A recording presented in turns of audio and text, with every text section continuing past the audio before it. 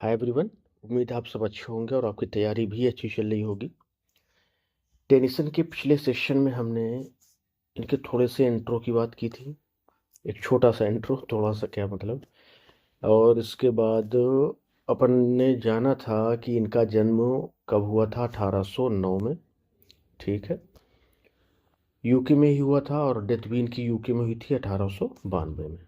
ठीक है, इनके माता पिता ट्रिनिटी कॉलेज और कैम्ब्रिज से टेनिसन ने पढ़ाई करी। स्पाउस थी एमिली सेलुड। एक छोटी सी इनकी कहानी भी अपन ने डिस्कस करी थी। Awards and honours, chancellor gold medal मिला था इनको इनके करियर के शुरुआत में ही। पोएट लॉरियटशिप कब से, 1850 से। किसके बाद बने थे?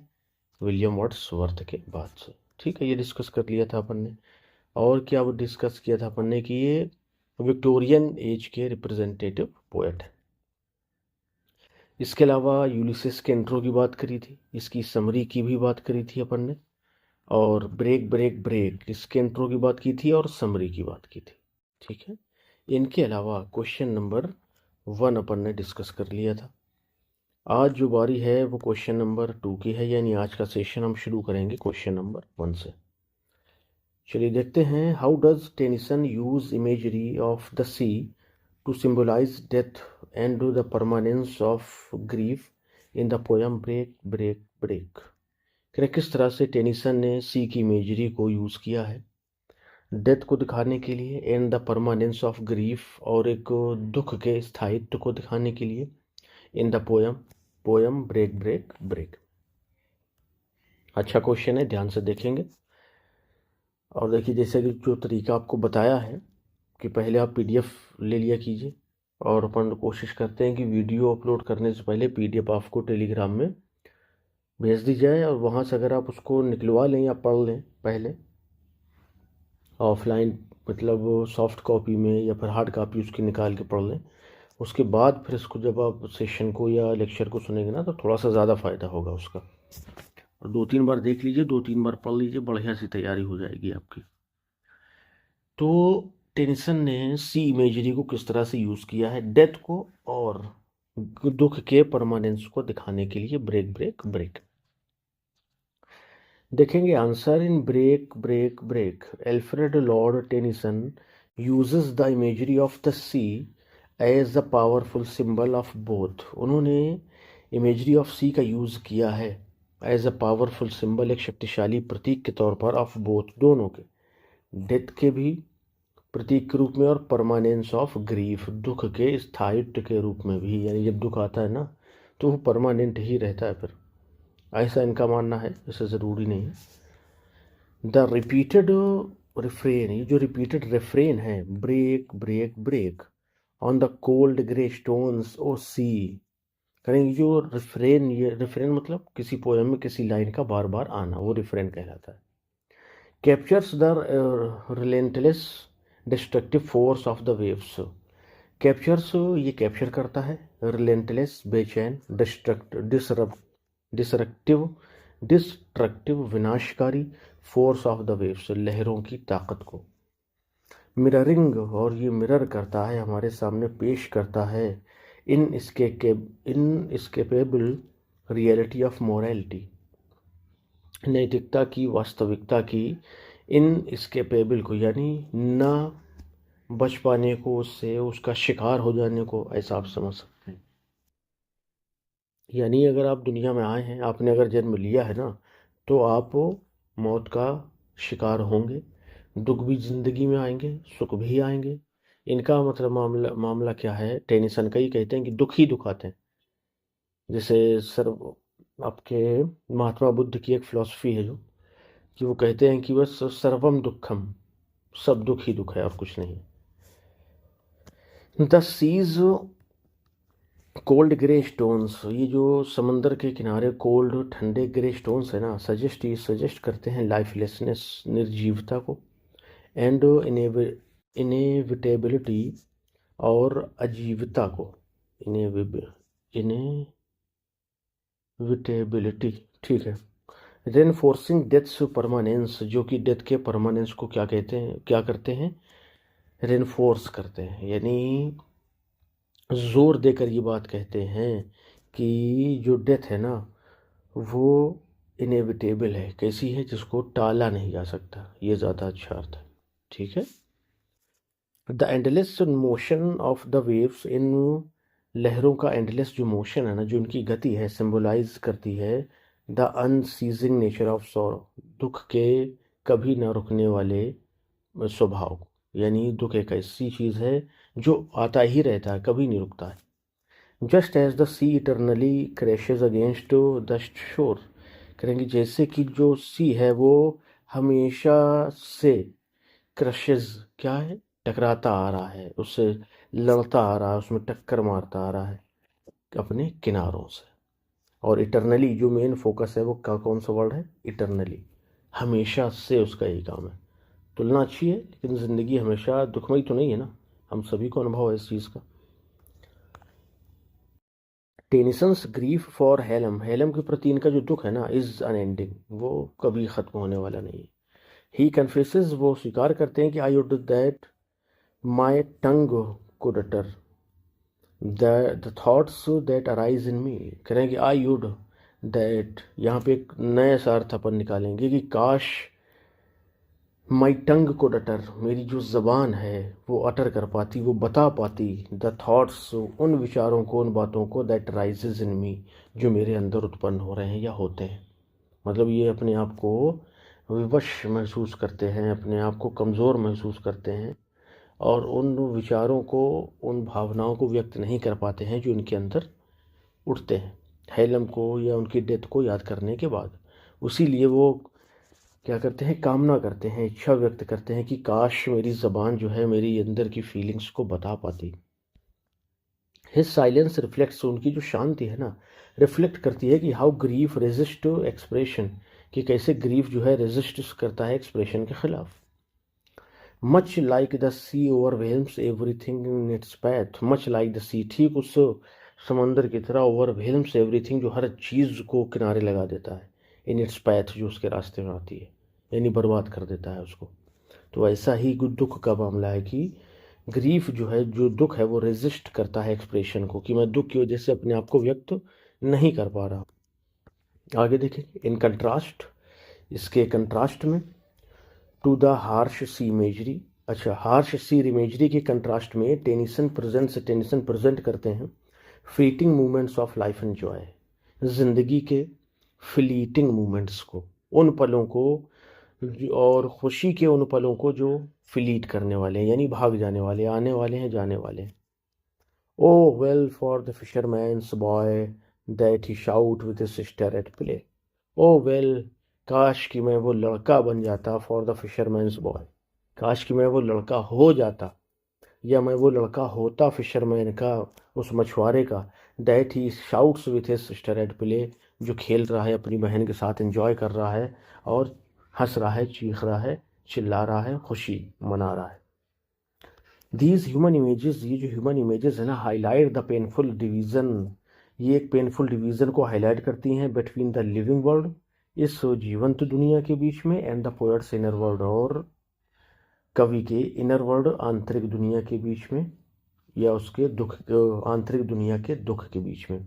कहते हैं, फिर से देख लेंगे इसको, कि ये जो ह्यूमन इमेजेस हैं हाईलाइट करती हैं पेनफुल डिवीज़न, एक दर्दमयी डिवीज़न को, जो कि जीवंत संसार के बीच में है और पोएट के आंतरिक संसार के बीच में।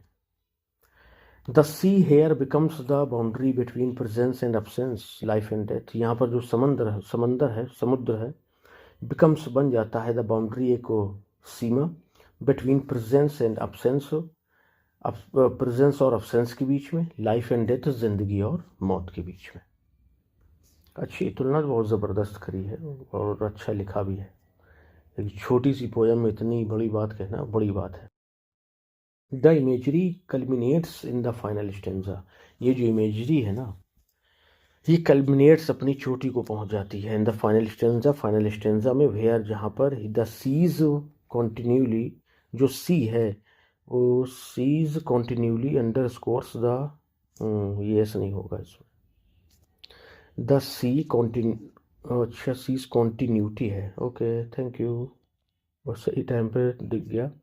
सीज कॉन्टिन्यूटी, ये जो समंदर की कॉन्टिन्यूटी है, underscores the irreversibility of loss, ये हमारे नुकसान के, हमारे दुख के वापस न जाने को दिखाती है। ये देखिए रिवर्स से बना है। शब्दों को थोड़ा सा अपने तोड़ के अगर समझे ना, तो कुछ शब्द नए भी मिलेंगे, तो अक्सर क्या होगा कि वो उन शब्दों से मिलके बने होंगे जो आपको ऑलरेडी पता है। रिवर्सिबल मतलब जो वापस आ जाए, इर्रिवर्सिबल जो वापस ना आ सके। ठीक है ना। ये वैसे इसको ध्यान रखिए, रेगुलर वर्ड होता है, उसका ऑपोजिट क्या होता है, इर्रेगुलर। आई आर लगता है ना, वही चीज़ है। The tender grace of a day that is dead, करेंगे जो को कभी आप देखते थे कि दिन में एक विनम्रता है, कोमलता है, ख़त्म हो चुकी। Will never come back to me, और शायद वो अब मेरे जीवन में कभी नहीं आने वाली। यानी कहने का मतलब इनका ये है कि मेरी ज़िंदगी के जो दिन थे ना, उनमें जो ग्रेस था वो डेड, ख़त्म हो चुका। Will never come back to me. While the waves move on endlessly, जबकि ये जो लहरें हैं वो लगातार चलती रहेंगी। द पोएट रिमेन्स ट्रैप्ड, और वो जो पोएट है रिमेन्स बना रहता है ट्रैप्ड, फंसा हुआ, in permanent grief, permanent grief में। सिंबलाइज्ड, जो सिंबल प्रतीक प्रस्तुत करता है, by the cease ceaseless breaking, इस समंदर की सीजलेस ब्रेकिंग, लगातार टकराने को, टक्कर मारने को, सामना करने को। दस इस प्रकार से टेनिसन फ्यूजेज नेचुरल इमेजरी को फ्यूज किए कर दिया है टेनिसन ने विथ पर्सनल सारो, अपने व्यक्तिगत दुख के साथ। यूजिंग द सी, समंदर का यूज करके, टू एम्बॉडी, प्रस्तुत करने के लिए, both the eternity of death, मौत की शाश्वतता को प्रकट करने के लिए, and the unbroken weight of morning, और दुख के अनब्रोकन, लगातार आने को, या लगातार दुख के लगातार बने रहने वाले बोझ को दिखाने के लिए इन्होंने सी का यूज़ किया है, समंदर की लहरों का यूज़ किया है। ठीक है, अच्छा क्वेश्चन भी अच्छा है, पोएम तो है ही अच्छी, उसमें क्या दो राय है। चलिए क्वेश्चन नेक्स्ट देखेंगे। How does Tennyson's break function as an elegy for his friend Arthur Henry Hallam, करेंगे ब्रेक ब्रेक ब्रेक जो पोयम है वो कैसे एक एलेजी की तरह काम करती है उनके मित्र आर्थर हेनरी हेलम के लिए। चलिए देखते हैं। इन्होंने लिखी ही इन्हीं की वजह से थी कि जब इनकी डेथ हो जाती है, कब, 1833 में, तभी इन्होंने ब्रेक ब्रेक को लिखा था इनकी मृत्यु की वजह से। एक और चीज़ आपकी काम की बताएं कि ये जो हेलम थे, ये एंगेज्ड थे इनकी बहन के साथ में। ठीक है, इसलिए और दुख था, तो फ्रेंड थे, और ऊपर से इनके होने वाले बहनोई भी थे, जीजा भी थे। अच्छा, Alfred Lord Tennyson's break break break is a powerful elegy, एक बड़ी शक्तिशाली महान एलेजी है। दैट एक्सप्रेसेस, जो एक्सप्रेस करती है पोएट्स प्रोफाउंड ग्रीफ, पोएट के प्रोफाउंड ग्रीफ को, over the death of his closest friend, अपने बहुत ही करीबी या सबसे करीबी दोस्त की मृत्यु पर, जो कि हैं आर्थर हेनरी हेलम। ठीक, देखिए कितनी खूबसूरती से सेंटेंस को दिया है ये, एक सेंटेंस 3 लाइन। ये ऐसा अगर आप लिखते हैं ना, इसका भी इम्पैक्ट पड़ता है एग्जामिनर पे, क्योंकि उसको लगता है कि बंदे की पकड़ है ग्रामर में, कहाँ से किसको जोड़ना है। यहाँ देखिए कॉमा लगा, यहाँ पर जो इन्वर्टेड कॉमा लगा है, यहाँ पर भी कॉमा रहेगा। इसके बाद यहाँ पर देखेंगे पावरफुल एलेजी, एलेजी को दैट से दिखा दिया, expresses the poets profound grief over the death of his friend, अब यहाँ कॉमा लगाया। और यहाँ पर आर्थर हेनरी हेलम, ये क्या कहलाता है कि कोई एक एडजेक्टिव दिया हो और उसके ठीक बाद में क्या दिया हो, नाउन दिया हो, ये केस इन अपोजिशन कहलाता है। केस इन अपोजिशन, ये अपोजिशन वो नहीं है कि जिसको अपन उल्टा कहें, यानी अपोजिट से जो बना हो वो नहीं, वो ओ से शुरू होता है।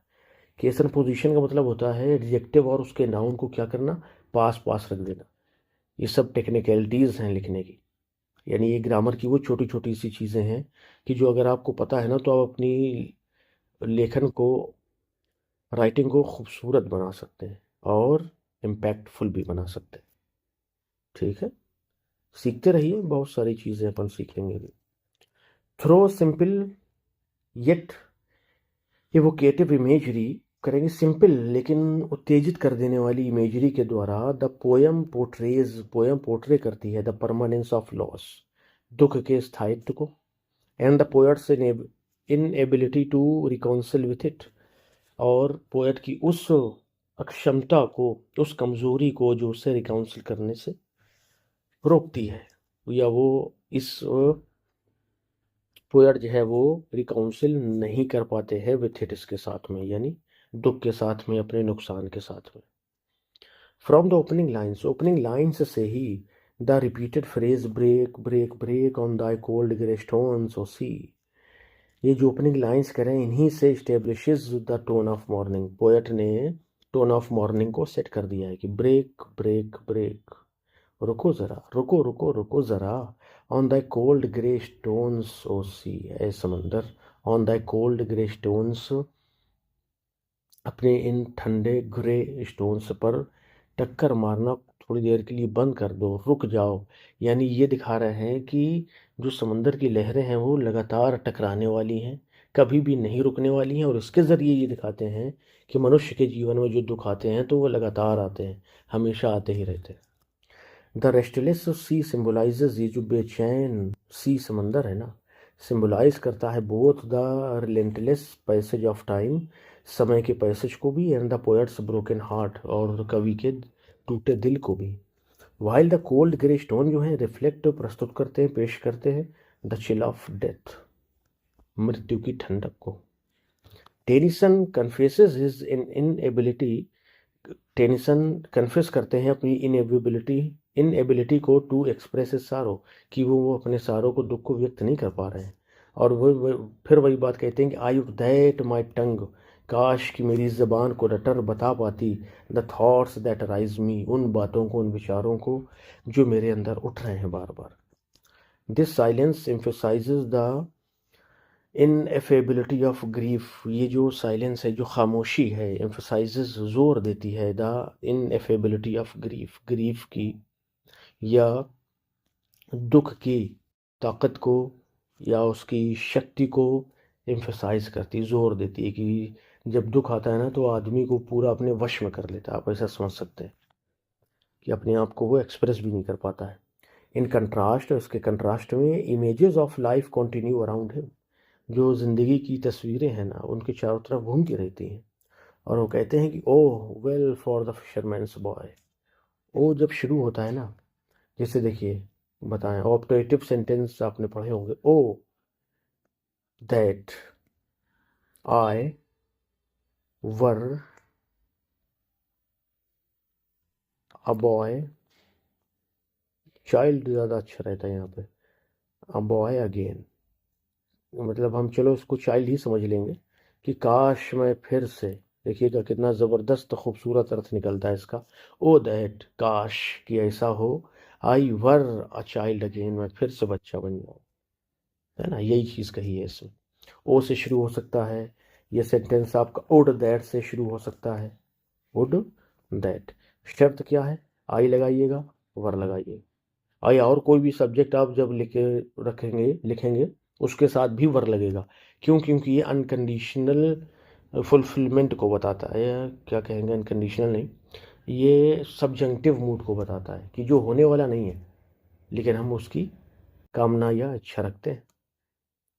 यही खूबसूरत जो यूज़ होते हैं ना पोइट्री में, या जो राइटर्स यूज़ करते हैं, तो उन्हीं को पढ़ के तो लगता है, ओ काश मैं, well for the fisherman's boy, मैं एक इस मछुआरे का लड़का ही होता, that he shouts with his sister at play, जो अपनी बहन के साथ में खेल रहा है, उछल रहा है, कूद रहा है, खुश। ये अपन समझ रहे हैं, ठीक है, पोएट ने किस वजह से कहा है वो अपन जब उसकी समरी पढ़े थे तब अपन ने वहाँ समझ लिया था। अभी फ़िलहाल जो अपन सेंस में बात कर रहे हैं ना वो है the carefree Joy of children, करेंगे बच्चों का जो केयरफ्री जॉय होता है ना, चिंता मुक्त, वही सब कुछ है, वो हमें मिलता ही नहीं है, वो खो गया है, वो एक बार चला गया तो फिर नहीं मिलता है। सेलर्स हाइलाइट्स एंड सेलर्स, करें कि हाइलाइट्स, ये हाईलाइट करता है द आइसोलेशन ऑफ मॉर्नर, दुख के भाग जाने को, अलग हो जाने को, वो रिमेन्स ट्रैप्ड इन लॉस, जो हमेशा दुख में फंसा रहता है, वाइल अदर्स लिव ऑन, जबकि दूसरे जीते रहते हैं।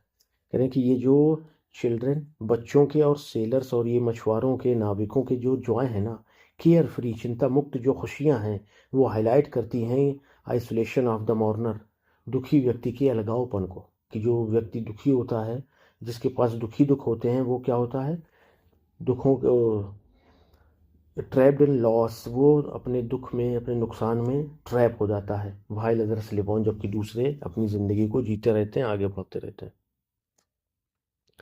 The heart of the elegy appears in the poignant cry, करेंगे जो इस एलेजी का हार्ट है ना, जो मुख्य बात है, जो सेंट्रल पॉइंट है, वो क्या है, but O for the touch of a vanished hand, ये भी वही बात है, बट ओ, लेकिन काश कि मुझे वो वेनिस्ड हैंड एक बार फिर से छू लेता। यानी शायद हेलम के हाथ की बात कर रहे हैं।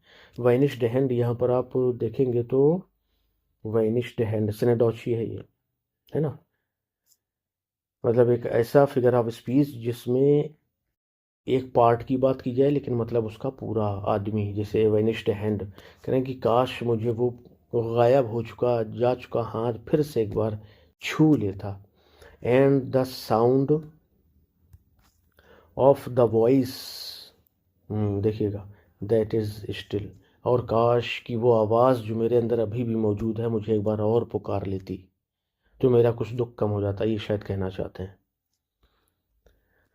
हेयर टेनिसन डायरेक्टली एक्नॉलेजेस, यहाँ पर टेनिसन डायरेक्ट एक्नॉलेज करते हैं कि हेलम्स अब्सेंस, हेलम की अनुपस्थिति को क्या करते हैं, एक्नॉलेज स्वीकार करते हैं। एक्सप्रेसिंग ग्रीफ, दुख व्यक्त करते हुए, दैट की no natural force can undo, कि कोई भी प्राकृतिक ताकत कैन डू, वो नहीं कर सकती, यानी उसे दोबारा मेरे पास नहीं ला सकती।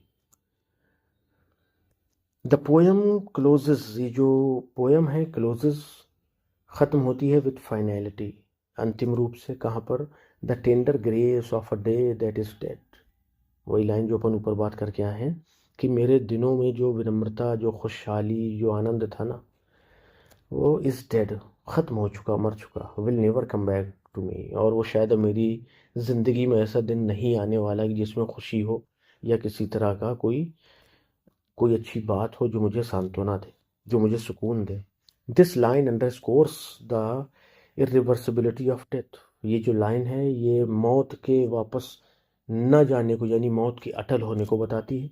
And secures the poem's place, और इस पोएम के प्लेस को सिक्योर करती है as an enduring elegy of love, memory and mourning, एक ऐसी एलेजी के तौर पर जो कि लव की एलेजी है, यादों की एलेजी है, एंड मॉर्निंग, और दुख की एलेजी, यानी इसमें ये तीनों चीज़ों का मिश्रण है जो इंसान के ऐसे, इनको हिस्से कहिए कि जो इंसान से कभी अलग नहीं होते। यादें इंसान से नहीं अलग हो सकती, उसका लव नहीं अलग हो सकता, मॉर्निंग, उसके दुख भी नहीं अलग हो सकते।